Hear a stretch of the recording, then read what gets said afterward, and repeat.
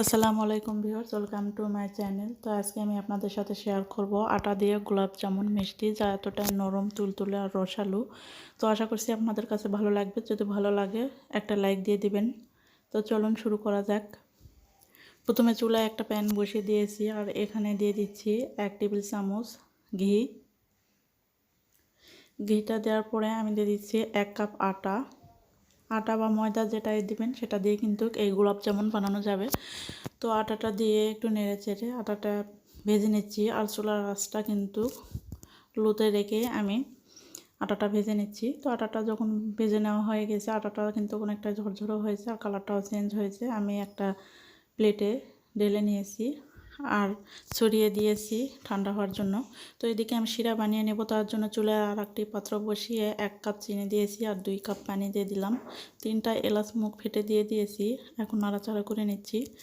তো চিনিটা যখন গলে বলক চলে আসবে, তারপর 2-3 মিনিট আমি জাল দিয়ে নামিয়ে নেব। আর দেখুন এইরকম অবস্থায় কিন্তু শিরাটা একটু চিটচিটে ভাব হবে। তো খুব বেশি ঘন করা যাবে না। এখন চুলাটা অফ করে রেখে দিচ্ছি।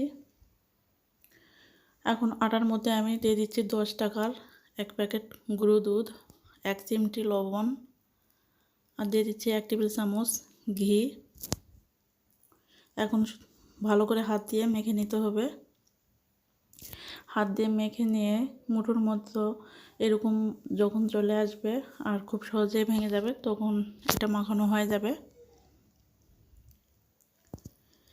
এখন এখানে তরল দুধ দিয়ে আমি একটা ডো তৈরি করে নেব। একটু একটু করে দুধ দিয়ে আমি মাখিয়ে নিচ্ছি হাত দিয়ে। তো একবারে কিন্তু দুধ বেশি দেওয়া যাবে না, অল্প অল্প করে দিয়ে ডোটা একটু সফট করে আমি বানিয়ে নিচ্ছি।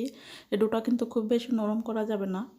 তো তারপর হাতে একটু ঘি মাখিয়ে নিয়ে আমি এই দুধ থেকে একটু করে নিয়ে মুঠোর মধ্যে নিয়ে চেপে চেপে গোল গোল করে নিচ্ছি। তারপর 2 হাতের তালু দিয়ে এভাবে ঘুরিয়ে ঘুরিয়ে গোল মিষ্টির মতো করে বানিয়ে নিচ্ছি। তো মিষ্টির গায়ে কিন্তু কোনো প্রকার ফাটল থাকা যাবে না, তাহলে কিন্তু মিষ্টি কিন্তু শিরায় দেওয়ার পরে ভেঙে যেতে পারে। তো এইভাবে আমি সবগুলো বানিয়ে নিচ্ছি।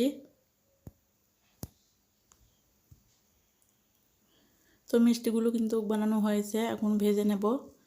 চুলায় একটা কড়াই বসিয়ে দিয়েছি আর পরিমাণ মতো তেল দিয়েছি। তেলটা একটু হালকা গরম হলেই আমি মিষ্টিগুলো দিয়ে দিচ্ছি।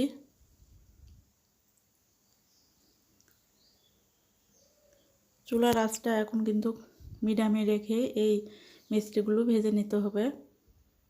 তো আলতো করে একটু নাড়াচাড়া করে নিচ্ছি।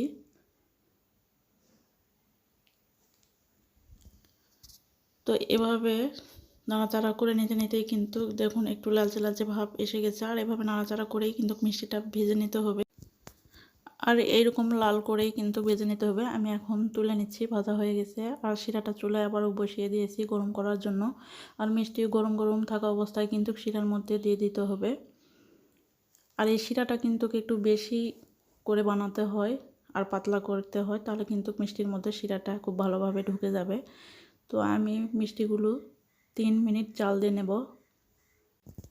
তো আটা দিয়ে যে এত সুন্দর গোলাপ জামুন মিষ্টি বানানো যায় তো আগে জানা ছিল না।